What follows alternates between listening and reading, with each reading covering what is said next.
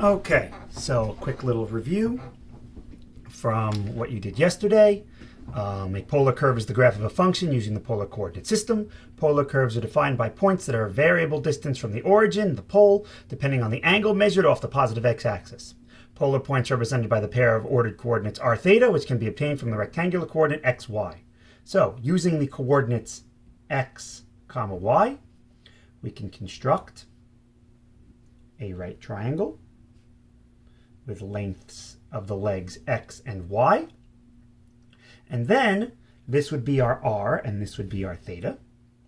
So x squared plus y squared is r squared, and theta would be arctan of y over x, because tan theta, opposite over adjacent, would be y over x, and we just take the inverse tangent.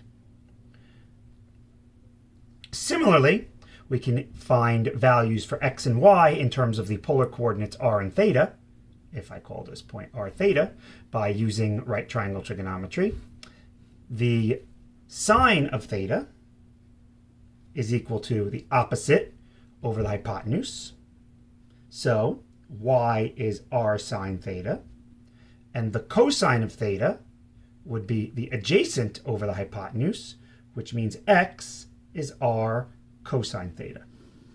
So these are the major identities that we use to convert from rectangular to polar and polar to rectangular.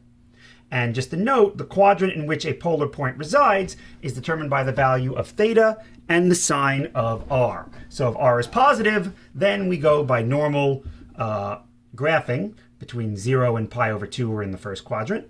From pi over 2 to pi we're in the second. From pi to 3 pi over 2 we're in the third. And from 3 pi over 2 to 2 pi we're in the fourth. Anything larger, and we just find the coterminal angle. Anything smaller than 0, and we just find a coterminal angle. If, however, r is negative, then I can simply make r positive and reflect through the origin, which means if I have a point that is between 0 and pi over 2 as far as theta is concerned, but the r is negative, instead of being in the first quadrant, reflect to the origin, I will be in the third. Similarly, between pi over 2 and pi, but r is negative, I will be in the fourth. Between pi and 3 pi over 2, I will be in the first. And between 3 pi over 2 and 2 pi, if r is negative, I will be in the second. So these are some examples of polar curves. Here we have a cardioid, and here we have a limicon, a little cedilla. And the important thing to realize here is that when these are graphed, we start when theta is 0, and then we slowly continue around, graphing these as theta increases. So you'll notice that every single point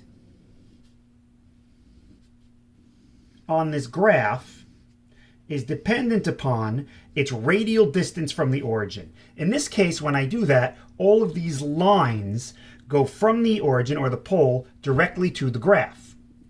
That's not always the case, in that here, when I'm doing the limicon, this would start out when theta is 0 here.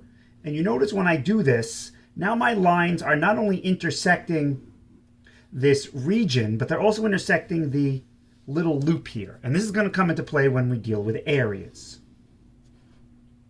And we'll come back to this page in a little bit just to kind of give you a basic idea of what areas are.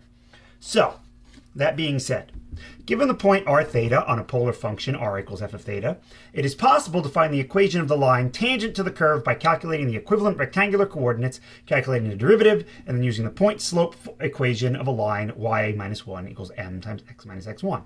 So how do we do that? Well, first, given r theta, a point on the graph of the function r equals f of theta, calculate the slope of the tangent line, dy dx. Remember, dy dx is the slope of the tangent line in rectangular form. So if I want dy dx, I can use the chain rule. And the chain rule says that dy dx will be the same thing as dy d theta divided by dx d theta. And this is one form of the chain rule. If you don't recognize it, what we can do is we can actually treat this as a fraction over 1, and when we cross multiply, this would be dy dx times dx d theta equals dy d theta. And this is the original chain rule from all the way back during one of the first weeks of school. So note if I just divide both sides by dx d theta, I get an expression for dy dx. The problem is that y is not a function of theta and x is not a function of theta. Luckily, I have some relationships. We know that y is equal to r sine theta and x is equal to r cosine theta from the trigonometry we did on the first page. So now we can calculate what each of these will be when we differentiate with respect to theta. And you have to remember that r is a function of theta, which means that when I differentiate r with respect to theta, I'm going to have to use implicit differentiation. So first, we will use this to try and find dy d theta. So dy d theta would be, since y is r sine theta, the first times the derivative of the second plus the second times the derivative of the first. And remember, r is a function of theta. R could be equal to 3 plus 2 sine. R could be equal to 2 plus 4 cosine theta, just like in examples 1 or 2. So we can still differentiate r with respect to theta. So this is dy d theta. Dx d theta then would be the first, r, times the derivative of the second, that's negative sine theta, plus the second times the derivative of the first. So now that I have these relationships, we can find that dy dx, which is equal to dy d theta over dx d theta, is really equal to the very simple expression r cosine theta plus sine theta dr d theta over negative r sine theta plus cosine theta dr d theta. And this is your slope of the line tangent to the curve at the point r theta. And it'll all be in terms of theta, because remember, r will be given to you in terms of theta, so you'll be able to plug in here. And dr d theta, r being a function of theta, you'll be able to find that too. So this represents the graph. Not the graph, the slope of the line tangent to the curve at the point r theta. Not the greatest formula in the world to memorize, which is why when we do these problems, you'll see we are going to actually use this thinking to get here instead of memorizing this. But if you'd like to memorize it instead, you absolutely can.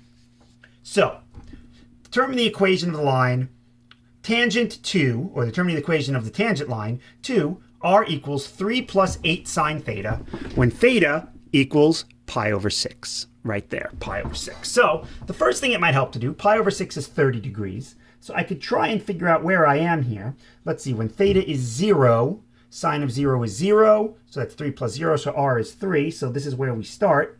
And then after 30 degrees, we're about, well, let's see, 45 degrees would be over here. So 30 degrees would be about maybe somewhere in this general vicinity. Not really sure where. Pi over 6, 30 degrees. I mean, we could try and measure it. 0, halfway is 45. Maybe over here. Maybe. Well, we'll find out.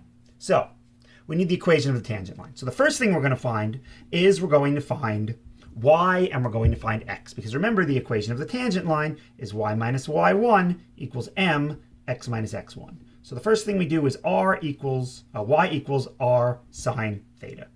So in this case, my y coordinate will be r is 3 plus 8 sine theta times sine theta.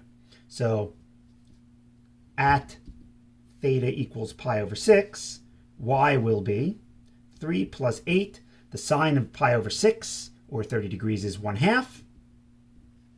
And then this whole thing times 1/2. So y is 4 plus 3 is 7. 7/2. We can do the same thing for x. X is equal to r cosine theta, which means this will be 3 plus 8 sine theta times cosine theta. And at theta equals pi over 6, x will be equal to sine of pi over 6 is 1/2, so this is again 7. Cosine of pi over 6, however, is rad 3 over 2, so this would be rad 3 over 2. So now we have our y for y1, and we have our x for our x1, and now all we need is the slope. So, if you remember, the slope of the line tangent to the curve, dy dx, is equal to dy d theta divided by dx d theta. So we have to differentiate y with respect to theta. Luckily, we have from here that y is equal to, and I'm going to multiply this out to make it a little easier, 3 sine theta plus 8 sine squared theta. So that means that dy d theta will be equal to 3 cosine theta plus, and now a chain rule, 16 sine theta cosine theta. Okay, painless. X is 3 plus 8 sine theta cosine theta, or 3 cosine theta plus 8 sine theta cosine theta. Now, I could simplify this using an identity. So just so you know, sine of 2 theta equals 2 sine theta cosine theta. So I could replace, since this is 4 times 2, I could replace this piece right here with sine 2 theta and just have to deal with a chain rule. I won't, just because I know a lot of people aren't familiar with that trig identity or not comfortable with it. We'll do this the long way, but just realize that that could be done. So 3 cosine theta, the derivative is negative 3 sine theta, and then plus 8. And now, because of this sine theta, cosine theta, I've got a product rule. Had I made the substitution, I could have used the chain rule. I'm not going to do that. So this is first times the derivative of cosine is negative sine, so that's negative sine squared theta, plus the second times the derivative of the first winds up being cosine squared theta. So all in all, dx d theta winds up being negative 3 sine theta minus 8 sine squared theta plus 8 cosine squared theta. And now we have to find what these are, dy d theta, when theta is pi over 6, or 30 degrees. So dy d theta at 30 degrees, cosine is rad 3 over 2. So this is 3 rad 3 over 2 plus the sine of that is a half. So this would be 8 times rad 3 over 2 would be 8 rad 3 over 2, or 11 rad 3 over 2. Dx d theta, when theta equals pi over 6, would be equal to, well, the sine is a half squared is a fourth, so then that's minus 8 times a fourth, which is minus 2, and then this is rad 3 over 2, rad 3 over 2 squared is 3 over 4, so that's 24 over 4. So when all is said and done here, we have, this is 24 over 4 is 6, minus 2 is 4, or 8 halves, and 8 halves minus 3 halves is 5 halves. So, based on this formula here, the chain rule, dy dx would be dy d theta, 11 rad 3 over 2, divided by 5 over 2, or 11 rad 3 over 5, which means the equation of our line tangent to the curve will be y minus y1 equals the slope times x minus x1. And this is a pretty good approximation here of the line tangent and of pi over 6. Notice that the slope here is positive. Here we got a positive slope as well. So that right there was an excellent example of a tangent line. So there we have it. Using the formula for the tangent line, you kind of have to memorize it, but this is basically how to do it. It wouldn't matter where the line is. If the line happened to be here, I would just have to figure out what the theta is here, and I would note that theta is here at 0, and then as I go around, I've gone completely through the first quadrant. This is where theta is pi over 2. This is where theta is pi, and then I note that I go through the pole. And since I go through the pole and then I still haven't hit the y-axis anywhere else yet, this says to me that normally if I didn't go through the pole, my point would be down here. But since I went through the pole, that means my r must be negative. So this is where theta is 3 pi over 2. So if I wanted to find this equation of this tangent line, it would be where theta is 3 pi over 2. And I have a feeling that if you did this work when theta is 3 pi over 2, you would find that the slope is 0. And we could very quickly test that. Dy d theta, when we do this, should be 0. Sine of 3 pi over 2 is 1. So we get the cosine of 3 pi over 2 is 0. So this is 0 plus 0. So the numerator is 0. And the denominator winds up being non-zero. This part would be 0. This part would be non-zero. We have 0 over non-zero. It works there as well. And that is how we find the equation of a line tangent to a polar curve.